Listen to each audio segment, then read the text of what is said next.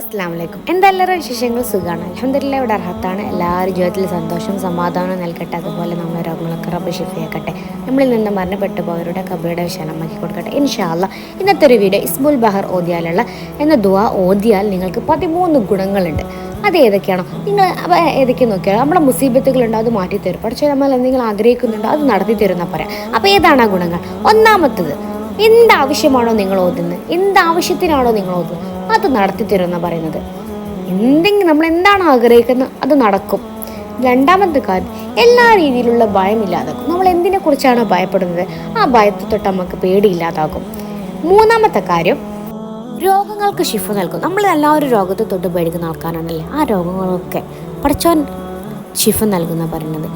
നാലാമത്തെ കാര്യം നോക്കിയാൽ, നിങ്ങൾ എവിടെ വെച്ചിട്ടാണോ ഇത് ഓതുന്നത് അവിടെ നമുക്കൊരു ആപത്തും ഉണ്ടാവില്ല. അല്ലെങ്കിൽ നമ്മൾ ഇപ്പോൾ വണ്ടിയിൽ യാത്ര ചെയ്യാണോ നമുക്കൊരു ആപത്ത് കൂടാതിരിക്കാൻ വേണ്ടിയിട്ട് ദുആ ചെയ്യാം.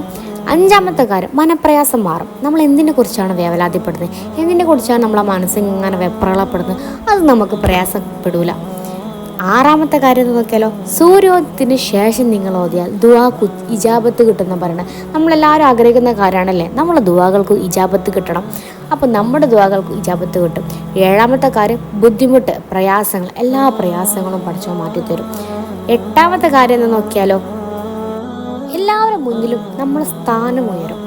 വലിയ പ്രമാണിയാണെന്നല്ല, നമുക്കൊരു സ്ഥാനം ഉണ്ടാവില്ലേ, ആ സ്ഥാനം നമുക്ക് എപ്പോഴും നടത്തിക്കൊണ്ടുപോകാൻ പറ്റും. ഒമ്പതാമത്തെ കാര്യം, ജിന്ന് മനുഷ്യരിൽ നിന്നുള്ള കാവലുണ്ടാകും. മനുഷ്യന്മാരെ കൊണ്ട് പല ഉപദ്രവങ്ങളും ചിലവർക്ക് ഉണ്ടാകും, അവരിൽ നിന്നൊക്കെ കാവലുണ്ടാകും ഈ ദുആ ഓതി അള്ളാഹിനോട് ദുആ ചെയ്താൽ. 10, എല്ലാവരും സ്നേഹിക്കപ്പെടും. നമുക്ക് അത്യാവശ്യം അതാണല്ലേ, എല്ലാവരും നമ്മളെ സ്നേഹിക്കപ്പെടുന്നത്. ആ കാര്യം നടന്നു കിട്ടും.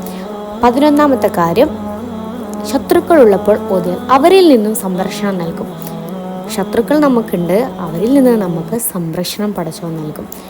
12ാമത്തെ കാര്യമാണ്, സുബൈഹ് മഗ്രിബിന് ശേഷം ഓതിയാൽ ദുർമരണങ്ങളിൽ നിന്നും രക്ഷ നേടാം.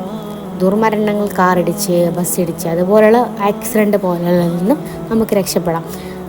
13, സൂറത്തുൽ ഫാത്തിഹ ഒരു വട്ടം ഓതി, സൂറത്തുൽ ഖുറൈശ് 21 വട്ടം ഓതി, ഇസ്മുൽ ബഹർ 3 വട്ടം ഓതി അള്ളാഹുവിനോട് എന്ത് നിങ്ങൾ ചോദിച്ചാലും അത് നടത്തി തരുമെന്നാണ് പറയുന്നത്. ഇൻഷാ അല്ലാഹ്. ഈ വീഡിയോ ഇഷ്ടപ്പെട്ടാൽ ലൈക്ക് ചെയ്യുക, ചാനൽ സബ്സ്ക്രൈബ് ചെയ്യുക. വീണ്ടും